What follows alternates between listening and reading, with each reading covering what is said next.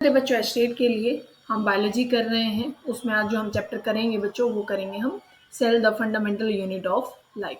ठीक है, अब चैप्टर जो है कुछ 11th के बचे हुए हैं, कुछ 12th के बचे हुए हैं। आपका नवंबर अक्टूबर भी शायद आप ये लगा लो नवंबर के फर्स्ट वीक में अंदाज़ा ये है, ठीक है, वो ख़त्म हो जाएगा। ठीक है, अगर इसी हिसाब से चैप्टर मतलब सिलेबस हमारा चलता रहा तो जो सिलेबस है बायो का वो कंप्लीट हो जाएगा। और केमिस्ट्री का पहले ही हो रखा है, और कुछ जो चैप्टर हैं मुझे जो या टॉपिक हैं जो मुझे ऐड कराने हैं, कुछ क्वेश्चन कराने हैं, वो आपके हो जाएंगे। और टीजीटी के लिए जो पेपर हैं वो और रहते हैं। ठीक है, 16 का रहता है, 17 का कराना है। ठीक है, ये कुछ पेपर हमें कराने हैं। ठीक है, और बच्चों आप वीडियो को जो है वो शेयर कर दिया करें। और आज अभी हम अपना टॉपिक स्टार्ट करते हैं। देखो, सबसे पहले आपको जो पता होना चाहिए, जो सेल की डिस्कवरी है वो किसने की थी। सेल की डिस्कवरी किसने की थी बच्चों? वो की थी रॉबर्ट हुक ने। किसने की थी? रॉबर्ट, ये सबको नाम याद होगा।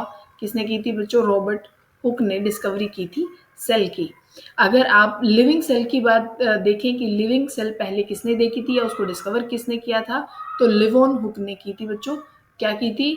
लिवोन हुक ने पहले डिस्कवरी की थी एक लिविंग सेल की। अगर न्यूक्लियस की बात करते हैं तो रॉबर्ट ब्राउन ने की थी। किसने की थी? रॉबर्ट ब्राउन ने। और लिविंग सेल किसने? लिवोन हुक ने। ठीक है, अगर आप सेल थ्योरी की बात करते हैं तो किसने दी थी? सेल थ्योरी की अगर आप बात करते हैं तो सेल्डेन और सचवान ने दी थी। ठीक है, अगर यहाँ पे ये दो बातें आपको ध्यान रखनी जरूरी है। उन्होंने क्या बोला था कि जो ऑल लिविंग ऑर्गेनिज्म है are composed of cell and product of the cell. ठीक है, वो ऐसे बनी हुई होती हैं, सेल की या जो प्रोडक्ट होते हैं सेल की उससे बनी हुई होती हैं। और ये जो बात कह रखी है कि all cells arise from the pre existing cells, ये किसने बोला था बच्चों? रोडोल्फ विर्को ने बोला था। ठीक है, आप ये सिंपल याद रख सकते हैं नाम, विर्को। ठीक है, ये बातें याद रखने की हैं कि all cells arise from the pre existing cell, ये किसने बोला था? विर्को ने बोला था। और ये रॉबर्ट हुक हो गया, एक रॉबर्ट ब्राउन हो गया, और ये दो नाम हो गए साइंटिस्ट के। सेल थ्योरी किसने दी थी? और एक जो हमने बोला कि जो लिविंग सेल है उसकी डिस्कवरी किसने की थी, तो वो की थी लिवोन हुक ने। ठीक है, फिर हम बात करें, अगर दो सेल होती हैं, एक सेल होती है प्रोकैरियोट और दूसरी क्या होती है? यूकैरियोटिक। प्रोकैरियोट का जो साइज रहता है वो जनरली स्मॉल आपको मिलेगा, और यूकैरियोटिक जो सेल्स होती हैं वो लंबे साइज की होती हैं, थोड़ी बड़ी साइज की मिलेंगी। अगर आप देखें तो यहाँ पे मेन जो अगर डिफरेंस हम देखते हैं तो हम क्या देखते हैं कि भाई यहाँ पे वेल डेवलप्ड न्यूक्लियस नहीं होता प्रोकैरियोटिक सेल्स में। डीएनए होगा पर वहाँ पे न्यूक्लियर मेम्ब्रेन डेवलप नहीं होती। और यूकैरियोटिक में आप देखते हो तो यहाँ पे ऑर्गेनेल्स भी प्रेजेंट होती हैं और न्यूक्लियस भी, वेल डिफाइंड न्यूक्लियस भी प्रेजेंट होता है। प्रोकैरियोट्स में ऑर्गेनली प्रेजेंट नहीं होती। एक चीज आपको ध्यान रखनी है कि भाई कौन सा, आपसे पूछा जाता है कि कौन सी ऐसी ऑर्गेनली है जो प्रोकैरियोट में भी प्रेजेंट होती है और यूकैरियोट्स में भी प्रेजेंट होती है, तो वो होती है बच्चों राइबोसोम्स। ठीक है, अब यहाँ पे क्या होता है कि जो डीएनए होता है वो विदाउट हिस्टोन प्रोटीन्स होता है। तब हम डीएनए मॉलिक्यूलर वाला इनहेरिटेंस वाला किया था, वहां मैंने आपको पढ़ा दिया है तो वहां पढ़ लेना। और यहाँ पे क्या है, यहाँ डीएनए होता है वो हिस्टोन प्रोटीन्स के साथ होता है। एग्जाम्पल यहाँ पे क्या है? बैक्टीरिया है, माइकोप्लाज्मा है, ब्लू ग्रीन एल्गी है, ये अमीबा है, यूग्लेना है। और जो ऑर्गेनिज्म जो सारे, चाहे उसमें ह्यूमन आ गया, चाहे और कोई जो भी ऑर्गेनिजम्स हैं, वो सारे यूकैरियोटिक में आ जाते हैं। यहाँ पे एक बात और आप ध्यान रखेंगे बच्चों, जो माइकोप्लाज्मा है वो सबसे स्मॉलेस्ट लिविंग सेल है। माइकोप्लाज्मा सबसे स्मॉलेस्ट लिविंग सेल है। 0.3 माइक्रोमीटर उसका साइज होता है, सबसे स्मॉलेस्ट लिविंग सेल होती है। और यहाँ पे सेल वॉल नहीं होती है। प्रोकैरियोट में आपको सेल वॉल मिलेगी, यहाँ पे माइकोप्लाज्मा में यहाँ पे आपको सेल वॉल नहीं मिलती। और ये एस्टेट में क्वेश्चन पूछा गया था, तो इसी वजह से आप ध्यान रखेंगे। सबसे स्मॉलेस्ट लिविंग सेल है, साइज ये रहेगा, और यहाँ पे सेल वॉल आपको देखने को नहीं मिलेगी। ठीक है, इतनी बात समझ में आ गई होगी। हाँ, तो ये चीज आपको ध्यान रखनी है। और एक क्वेश्चन आप इसकी डेफिनेशन आप पढ़ लेंगे, ये आपका काम है। पीपीएलओ क्या होता है? ठीक है, इसके बारे में आप पढ़ लेंगे, ये आपको क्वेश्चन दिया है मैंने, ये आपको पढ़ना है। ठीक है, फिर अगर आप, जैसे बैक्टीरिया होते हैं, ठीक है बच्चों, क्या होते हैं? बैक्टीरिया होते हैं। बैक्टीरिया की कुछ शेप होती है, जैसे बैसिलस हो गया, कोकस हो गया, विब्रियो हो गया, या स्पाइरल शेप में हो जाता है। तो अगर आप बात करो तो 2 तरीके के हो जाते हैं, ग्राम पॉजिटिव बैक्टीरिया और क्या हो जाते हैं, ग्राम नेगेटिव बैक्टीरिया हो जाते हैं। जो क्या है, जो स्टेन होता है, स्टेन से नाम दिया जाता है, जो क्या कर लेते हैं, स्टेन को ले लेते हैं, उनके ऊपर स्टेन आ जाता है तो ग्राम पॉजिटिव हो जाते हैं, जिसमें बैसिलस एग्जाम्पल है। और जो उस स्टेन को नहीं लेते अपने ऊपर तो वो हो जाते हैं, जैसे ई कोलाई एग्जाम्पल है। ठीक है, एक वर्ड आपको यहाँ पे ध्यान रखना है जिसको आप क्या बोलते हो, प्लाज्मिड। ये भी स्टेट में क्वेश्चन पूछा गया था, क्या है, प्लाज्मिड। प्लाज्मिड क्या होता है, एक स्मॉल सर्कुलर डीएनए होता है, जो अपना जीनोमिक डीएनए होता है ना बच्चों, उससे डिफरेंट एक डीएनए होता है, और ये बैक्टीरिया में होता है। ठीक है, किसमें हम बात कर रहे हैं, ये बैक्टीरिया में होता है, जिसकी हम प्लाज्मिड जो बात कर रहे हैं। जो बायोटेक्नोलॉजी आएगी ना उसमें हम प्लाज्मिड और इनके बारे में और पढ़ेंगे। तो सर्कुलर डीएनए होता है अदर देन जीनोमिक डीएनए, और होता किन में है, बैक्टीरिया में आपको मिलेगा। इसमें आपको देखने को मिलता है बच्चों, बैक्टीरिया में देखने को मिलता है। ठीक है, फिर हम बात करते हैं जो सेल एनवेलप की। सेल एनवेलप में क्या क्या होता है, ये होते हैं बच्चों 3 लेयर होती हैं। सेल एनवेलप में क्या क्या होती है, 3 लेयर होती हैं। एक तो सेल मेम्ब्रेन होती है, क्या मिलेगी आपको, सेल मेम्ब्रेन मिलती है, सेल वॉल होती है, और एक ग्लाइकोकाइलेक्स आप जिसको बोलते हो, क्या बोलते हो, ये रहा ग्लाइकोकाइलेक्स जिसको आप बोलते हो। ग्लाइकोकाइलेक्स में देखो तो यहाँ पे एक थिक होती है, और जिसको आप बोल सकते हो कि टफ, जिसमें आप कैप्सूल का एग्जांपल लेते हैं, मतलब थिक होगा और टफ होगा, जिसमें कैप्सूल का एग्जांपल लिया जाता है। जहाँ पे लूज शीट होती है उसमें आप स्लाइम लेयर का नाम लेते हैं। ठीक है, जो आप कैप्सूल ये होते हैं ग्लाइकोकाइलेक्स, जहाँ पे थिक होता है और टफ शीट होती है, और स्लाइम लेयर में क्या आ जाता है, ग्लाइकोकाइलेक्स, जहाँ पे लूज शीट के फॉर्म में प्रेजेंट आपको मिलने वाली है। ठीक है, इतनी बात आपको क्लियर हो गई होगी।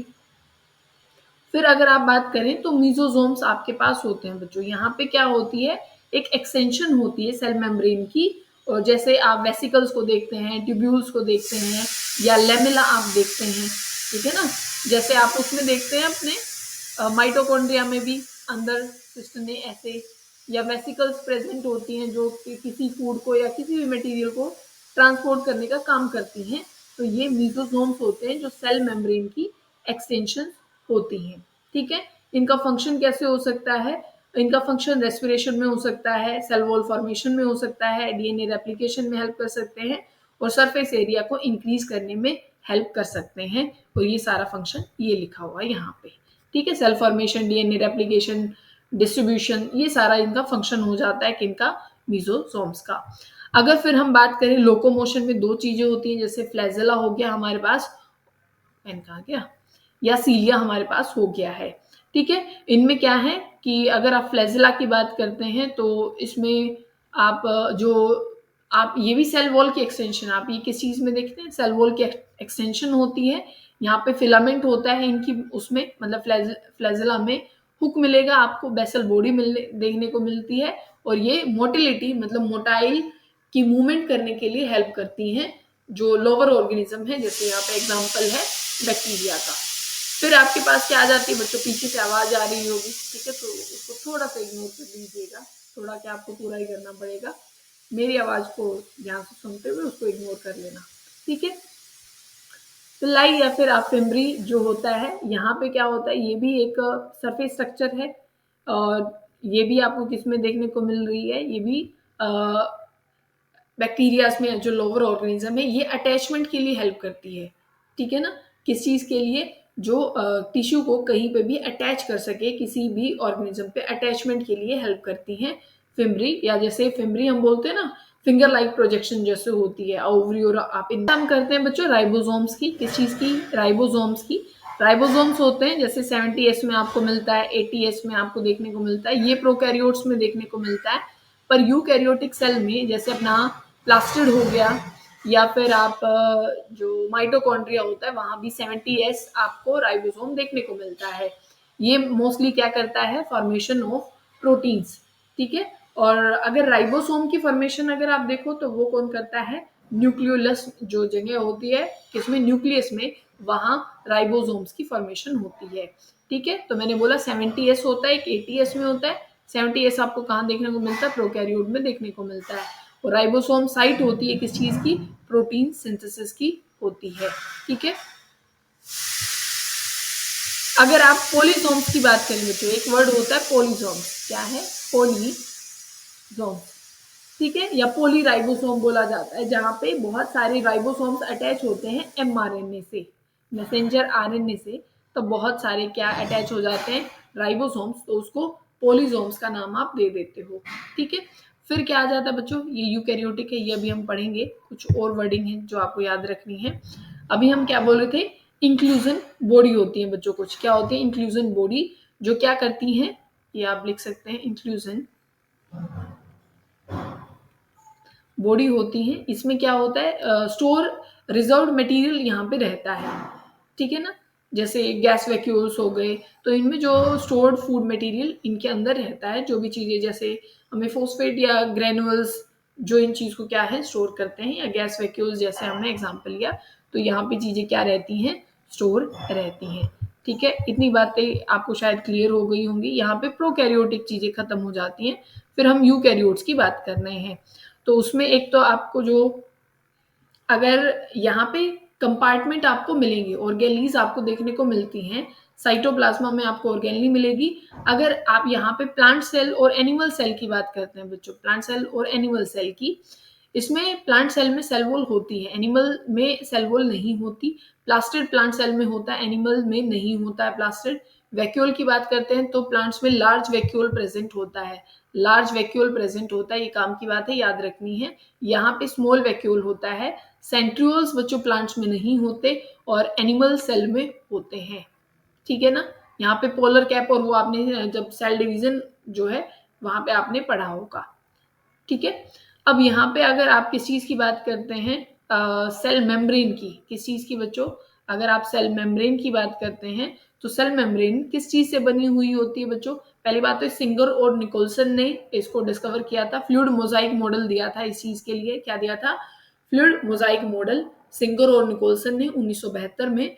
यहाँ पे जो फ्लूइडिटी के बारे में बताया था कि भाई यहाँ पे विद इन द मेम्ब्रेन जो चीजें हैं वो मूव कर सकती हैं, और सेल वॉल नहीं, सॉरी, सेल मेम्ब्रेन या प्लाज्मा मेम्ब्रेन जिसको आप बोलते हैं, वो किस किस चीज से बना हुआ होता है, ये सारी चीजें यहाँ पे लिखी हुई हैं। लिपिड से बना हुआ होता है, जिसको आप फॉस्फोलिपिड का नाम देते हैं। किस चीज से बना हुआ होता है? और प्रोटीन से बना हुआ होता है। प्रोटीन भी इंटरनल, एक मिनट बच्चों, या तो क्या होंगे? पेरिफेरल होंगे या इंटीग्रल होंगे। ठीक है ना, पेरिफेरल और इंटीग्रल वहां पे आपको देखने को मिलते हैं। अब जैसे इंटीग्रल क्या होते हैं? जो मेम्ब्रेन के अंदर होते हैं, और जो सरफेस पे होंगे उनको पेरिफेरल बोलते हो। और किस चीज से बना होता है? कार्बोहाइड्रेट आपको मिल जाती है, और कोलेस्ट्रॉल से आपको मिल जाएगा, किसमें? जो सेल मेम्ब्रेन होती है वहां पे। ठीक है, जैसे यहाँ पे लिखा हुआ है, जो इरिथ्रोसाइट मेम्ब्रेन होती है, यहाँ पे 52% प्रोटीन होता है और 40% क्या होता है? लिपिड होता है। एक खास बात है जो आपको पता होगी, कि जो अपनी प्लाज्मा मेम्ब्रेन होती है, जो सेल मेम्ब्रेन होती है, वो सेलेक्टिवली परमिएबल मेम्ब्रेन होती है, कि सारे मॉलिक्यूल जो है वो पास आउट नहीं होंगे, सेलेक्टिवली, तभी तो सेलेक्टिवली बोला है ना, सेलेक्टिवली परमिएबल होती है। अब यहाँ पे जो ट्रांसपोर्ट होता है बच्चों, वो एक एक्टिव फॉर्म का होता है और एक किस प्रकार का होता है? पैसिव का होता है। अगर आप एक्टिव में बात करते हैं तो यहाँ पे एनर्जी की रिक्वायरमेंट पड़ती है। क्या है? एनर्जी की रिक्वायरमेंट पड़ती है, और ये अगेंस्ट ग्रेडियंट मूव करते हैं, जैसे lower to higher concentration. Higher to lower तो आपने हमेशा सुना है, तो एनर्जी की दे के तो आप क्या करा सकते हो? From lower concentration to higher concentration भी मूव करा सकते हो। इसका एग्जाम्पल क्या है? जो सोडियम पोटेशियम पंप जो होता है वो एक्टिव ट्रांसपोर्ट होता है। ठीक है ना, यहाँ पे एटीपी की रिक्वायरमेंट पड़ती है। अगर आप पैसिव की बात करते हो तो यहाँ पे एनर्जी की रिक्वायरमेंट नहीं होती है, ये कंसंट्रेशन के ग्रेडियंट के हिसाब से ही चलता है। सिंपल डिफ्यूजन होता है और एक फैसिलिटेटेड भी होता है, दो तरीके के होते हैं। अगर आप सिंपल में कहें तो जैसे ऑस्मोसिस जो प्रोसेस हो गया वो सिंपल डिफ्यूजन जो उसमें आ जाता है। फैसिलिटेटेड में क्या हो जाता है? यहाँ पे कोई कैरियर प्रोटीन चाहिए होता है जो एक जगह से दूसरी जगह पे किसी को लेके जा सके, मतलब कोई ना कोई चीज चाहिए जो यहाँ पे मॉलिक्यूल है उसको यहाँ से यहाँ पहुंचा सके, तो कैरियर प्रोटीन्स की रिक्वायरमेंट होती है।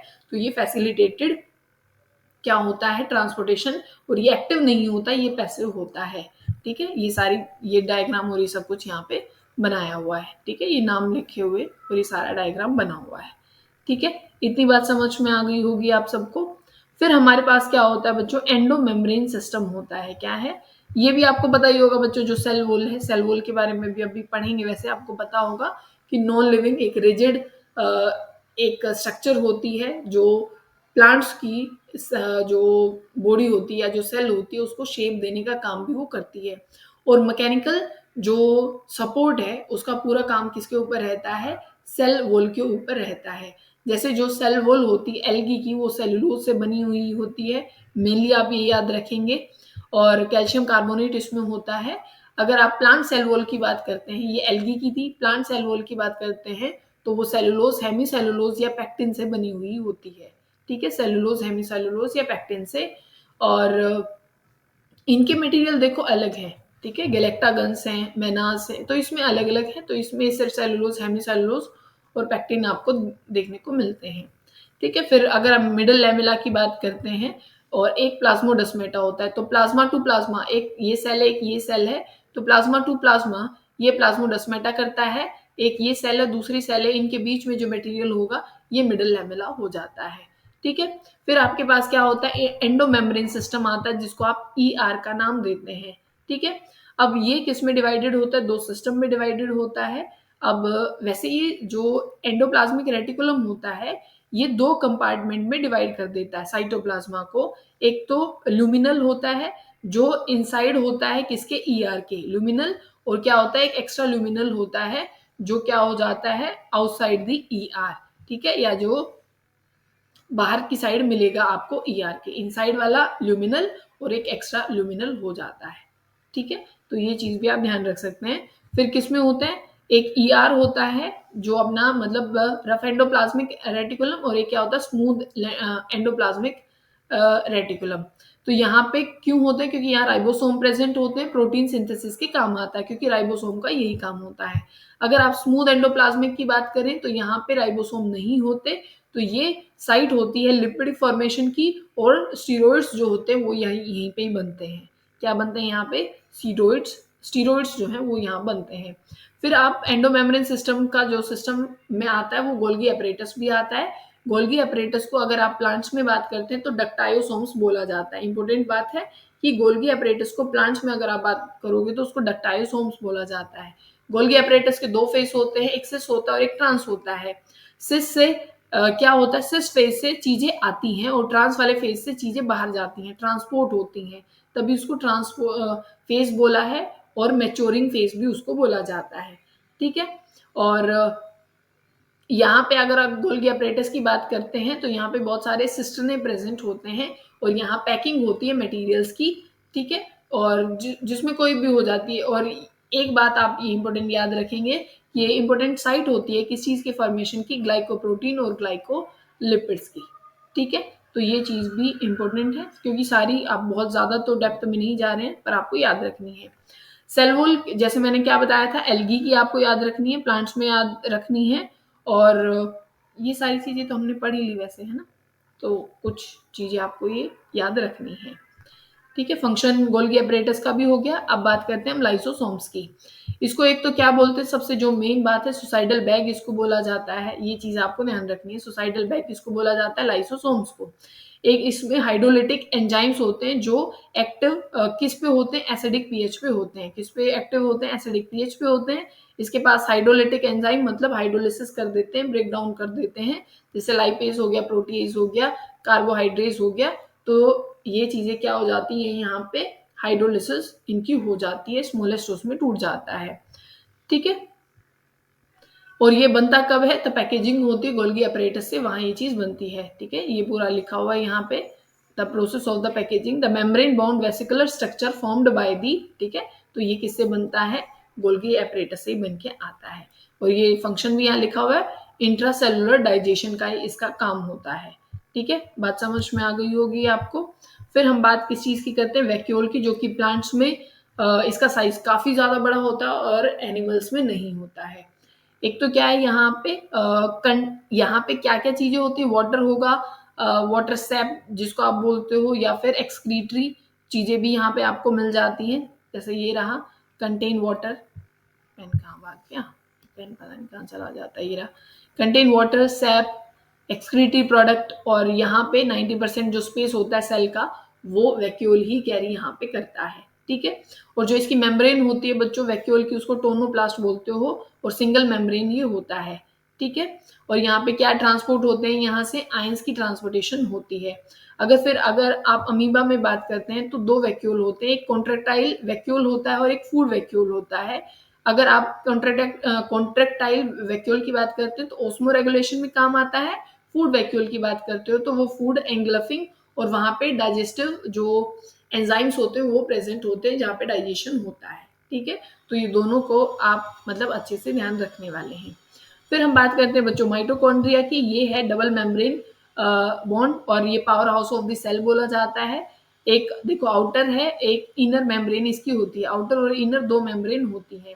और इसी की वजह से, और यहाँ पे राइबोसोम जो होता है बच्चों वो कैसा होता है, 70S का होता है जो प्रोकैरियोट्स में प्रेजेंट होगा, ठीक है। और यहाँ पे भी एक सर्कुलर डीएनए जो आपको दिख रहा होगा, इनके पास भी एक डीएनए होता है, ठीक है। और ये डिवाइड करता है, जो मतलब माइटोकॉन्ड्रिया में पावर है वो डिवाइड कर सकता है किसके थ्रू, फिजन के थ्रू वो डिवाइड होता है। सेमी ऑटोनोमस बॉडी भी आप इसको बोलते हो, क्या है, सेमी ऑटोनोमस आप इसको बोलते हो। डिवाइड भी कर सकता है, इसके पास डीएनए भी है, powerhouse of the cell इसको बोला जाता है। फिर बात करें अगर आप, ये पूरा लिखा हुआ है बच्चों यहाँ पे, क्योंकि एनर्जी बनती है एटीपी फॉर्मेशन की, ये साइट होता है, तो ये सब डिवाइड बाय फिजन सब कुछ यहाँ पे लिखा हुआ है। प्लास्टिड की अगर आप बात करो तो बच्चों यहाँ पे प्लास्टिड जो होता है प्लांट्स में होगा, डबल मेम्ब्रेन बॉन्ड होती है, 3 तरीके का होता है, 2 मेम्ब्रेन होती है, इसमें भी खुद का डीएनए होता है, एग्जैक्टली जैसे हमारे में माइटोकॉन्ड्रिया के पास जो चीजें होती हैं सारी वैसे ही वैसे होता है। एक क्या होता है, क्लोरोप्लास्ट होता है, क्रोमोप्लास्ट होता है, और एक ल्यूकोप्लास्ट होता है। क्लोरोप्लास्ट, क्रोमोप्लास्ट और ल्यूकोप्लास्ट।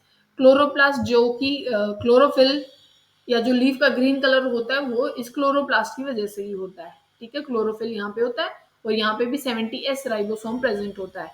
क्रोमोप्लास्ट में जो फ्लावर्स का जो कलर होता है ना, क्रोमो का मतलब होता है कलर, तो ये जितने भी कलर्स हैं वो कहाँ से आते हैं, इस क्रोमोप्लास्ट से होते हैं। जैसे कैरोटिनॉइड हो गए, कैरोटीन हो गया, येलो रेड ऑरेंज जो भी कलर आते हैं वो क्रोमोप्लास्ट से आते हैं। ल्यूकोप्लास्ट में ये तीनों चीजें आपको याद रखनी है, अमाइलोप्लास्ट, इलियोप्लास्ट और एल्यूरोप्लास्ट। एल्यूरोप्लास्ट होता है जो प्रोटीन को स्टोर करता है, एलियोप्लास्ट होता है जो ऑयल और फैट को या लिपिड को स्टोर करता है, अमाइलोप्लास्ट जो है स्टार्च को स्टोर करने का काम करता है। मतलब ल्यूकोप्लास्ट का फंक्शन क्या हो गया, स्टोरेज का हो गया। ये अमाइलो, एलियो और एल्यूरोप्लास्ट यहाँ से क्वेश्चन पूछे गए हैं एस्टेट में, याद रखेंगे आप। फोटोसिंथेसिस की ये साइट होती है। अगर आप एक एक मेम्ब्रेन को कहते हैं तो इसको थैलेकोइड कहते हैं, जैसे ये बने हुए, और पूरे को क्या बोल देते हो आप, इसको ग्रेना बोल देते हो या ग्रेनम बोल देते हो। राइबोसोम भी होता है, डीएनए भी प्रेजेंट होता है, इसमें सारी चीजें प्रेजेंट होती हैं, ठीक है। किसमें, प्लास्टिड की आप बात कर रहे हैं, ठीक है। फिर राइबोसोम्स की जो हमने बताया ही था अभी कि भाई ये मेम्ब्रेन इसमें नहीं होती, और ये प्रोकैरियोट्स में भी प्रेजेंट होता है। यूकैरियोटिक राइबोसोम 80S वाला होता है, और ये सेडबर्ग्स यूनिट इसको बोला जाता है, या सेडिमेंट्री कोफिशिएंट भी एस को रिप्रेजेंट करते हैं, ठीक है। आरएनए प्लस प्रोटीन, और ये मेम्ब्रेन जैसे मैंने लेस बोला, ठीक है। और 70S 30 ये मैंने बताया अभी कि 70 वाला तो प्रोकैरियोट में, 80 वाला यूकैरियोट में, 70 टूटता है 30 और 50 में, 80 को ब्रेक किया जाता है 40 और 60 में, ठीक है। ये ऐसे ब्रेक होते हैं 30 और 50, ये भी इंपॉर्टेंट बात है, याद रखनी है। 70 वाला 30 और 50 में होता है, 80 वाला 40 और 60 में डिवाइडेड होता है, ठीक है। फिर आप बात करते हो साइटोस्केलेटन की, जो नेटवर्क होता है फिलामेंट्स का, ठीक है। प्रोटीनेशियस होता है, और जिसमें कौन कौन आते हैं, माइक्रोट्यूब्यूल्स आ जाते हैं, माइक्रोफिलामेंट्स आते हैं, और इंटरमीडिएट जो फिलामेंट्स होते हैं वो आते हैं, ठीक है, साइटोस्केलेटन में। और इनका काम क्या होता है, सपोर्ट का, मोटिलिटी का, मेंटेन करते हैं सेल की जो शेप होती है उसको, ठीक है। साइटोस्केलेटन का जो प्रोटीनेशियस जो मैंने बोला, और ये स्ट्रक्चर जो एक प्रोटेक्शन मेंटेन कर देगी, सेल को, शेप को सपोर्ट कर देगी, और मोटाइल भी होते हैं, ठीक है। फिर माइक्रोबॉडीज जो हैं, जैसे आप सिंगल मेम्ब्रेन बॉन्ड जो वेसिकल्स होते हैं जिसमें बहुत सारे एंजाइम प्रेजेंट होते हैं, उनको आप माइक्रोबॉडीज का नाम देते हैं, ठीक है। ये बात भी आपको समझ में आ गई होगी, आ गई ना। अब हम किस चीज की बात कर रहे थे कि, हाँ, सेंट्रोमियर और सेंट्रियोल करते हैं बच्चों, सीलिया और फ्लैजेला की, ठीक है। अगर हम सीलिया की बात करते हैं, जो हेल्प करता है किस चीज़ में, मूवमेंट में हेल्प कराता है। एक मिनट, हाँ, जो किस में हेल्प कराता है, जो मूवमेंट में हेल्प कराता है। अगर आप इसकी स्ट्रक्चर देखें ना तो कुछ ऐसे आपको देखने को मिलता है, सेंटर में कुछ ऐसे स्ट्रक्चर होती है और ये ऐसे व्हील की तरह ऐसे स्ट्रक्चर प्रेजेंट होती है इनके पास। इसको एक्सोनीमी बोला जाता है बच्चों। और ये जो है ना, ये डबलेट्स होते हैं, किस फॉर्म में प्रेजेंट होते हैं, ये रेडियल स्ट्रोक्स होती हैं, ये जो बना रखी है ना ऐसे ऐसे, इनको रेडियल स्ट्रोक्स बोला जाता है। ये सेंट्रल शीथ होती है जो ऐसे मैंने लगाई है, पूरी ऐसी स्ट्रक्चर है, ये सेंट्रल शीथ है और इस पे ये रेडियल स्पोक्स लगी हुई हैं, ठीक है ना। अब एक्सोनीमा इस पूरी स्ट्रक्चर को बोला जाता है, क्या बोला जाता है, एक्सोनीमा इसको स्ट्रक्चर को बोला जाता है। और ये 9+2 अरेंजमेंट में होता है बच्चों, किसमें होता है एक्सोनीमा, जो 9+2 अरेंजमेंट में यहाँ आपको मिलता है। फिर एक आपको सेंट्रोसोम प्रेजेंट पता होना चाहिए और एक सेंट्रोमियर आपको पता होना चाहिए। सेंट्रोसोम और सेंट्रोमियर तो बाद में पढ़ना है न्यूक्लियस में। अभी सेंट्रोसोम और सेंट्रियोल्स क्या है, सेंट्रोसोम और सेंट्रियोल। अगर हम ये बात करें कि सेंट्रियोल होती हैं, एक ऐसे स्ट्रक्चर प्रेजेंट होती है सिलेंड्रिकल, ठीक है ना। ये एक एक अगर इंडिविजुअल स्ट्रक्चर में देखूं कि भाई एक ये पाइप हो गई, एक ये पाइप हो गई, तो इनको आप सेंट्रियोल्स बोल देते हैं। क्या बोल देते हैं, सेंट्रियोल्स। और इस पूरी स्ट्रक्चर को, इन दोनों को कंबाइन करके आप सेंट्रोसोम बोल देते हो, ठीक है। यहाँ पे ये भी जो अरेंजमेंट है ना, एक्सोनीमा इसको भी बोला जाता है इस अरेंजमेंट को। ये 9+0 अरेंजमेंट होती है, क्या होती है, 9+0 अरेंजमेंट। और यहाँ पे जो जैसे हमने अभी ये डबलेट देखे थे ना, सेंट्रियोल्स में या सेंट्रोसोम्स में ये अरेंजमेंट ये किस चीज की होती है, ये ट्रिपलेट यहाँ पे मिलता है।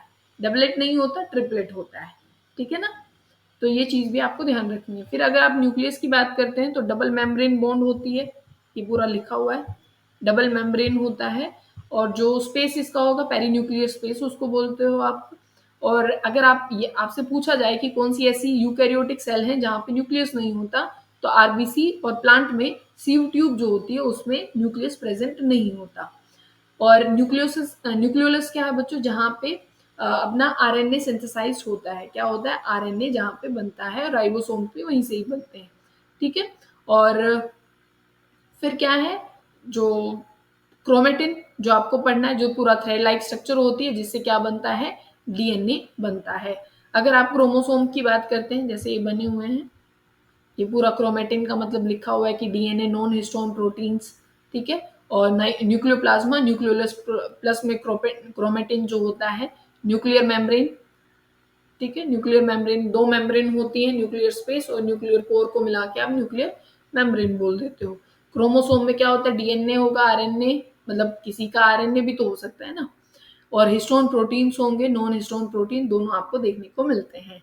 फिर है मेन बात, ये सेंट्रोमियर क्या होते हैं, वो सेंट्रोसोम्स थे, ये ध्यान रखिएगा, हम सेंट्रोमियर की बात कर रहे हैं। और एक काइनेटोकोर, एक बड़ी डिस्क आपको दिखाई देती है बच्चों, ठीक है ना, बड़ी डिस्क आपको दिखाई देती है। तो ये जो बड़ी डिस्क होती है ना, काइनेटिक कोर बोलते हैं। और जो अंदर जो अटैचमेंट होती है ना, जो ज्वाइंट करती है दो क्रोमेटिड को, ये क्रोमेटिड्स होते हैं। इन दो क्रोमेटिड को जो ज्वाइन करती है उसको आप सेंट्रोमियर का नाम दें। बच्चों आपको क्रोमोसोम के बारे में पढ़ना है, वो 4 तरीके से डिवाइडेड है। किसके बेसिस पे, सेंट्रोमियर की पोजीशन पे। एक मेटासेंट्रिक होता है, एक सब मेटासेंट्रिक होता है, एक एक्रोसेंट्रिक और एक टेलोसेंट्रिक होता है, ठीक है। अगर आप पोजीशन बिल्कुल मिडिल में है, सेंटर में है सेंट्रोमियर की, तो उसको मेटासेंट्रिक बोल देते हो। और इसमें क्या है, अगर सेंट्रोमियर एक क्रोमोसोम के एंड की तरफ है, ठीक है ना, कि जैसे हमने ऐसे बना लिया और ये बड़ी हो गई, तो इसको सब मेटासेंट्रिक बोल देते हो, ठीक है। और एक में क्या है, अगर आप टेलोसेंट्रिक की जैसे बात करते हैं, तो इसमें क्या है भाई, ये पोजीशन है यहाँ पे सेंट्रोमियर की, और ये आपका क्या हो जाएगा, टेलोसेंट्रिक की ऊपर वाली आपको आर्म्स दिखाई नहीं दे रही हैं, ठीक है। और जिसमें बिल्कुल ही छोटी हो जाती है ऐसे, ये थोड़ी थोड़ी दिखाई दे रही हैं, ये एक्रोसेंट्रिक हो जाता है, ठीक है, बिल्कुल एंड की तरफ जो प्रेजेंट हो जाए, ठीक है।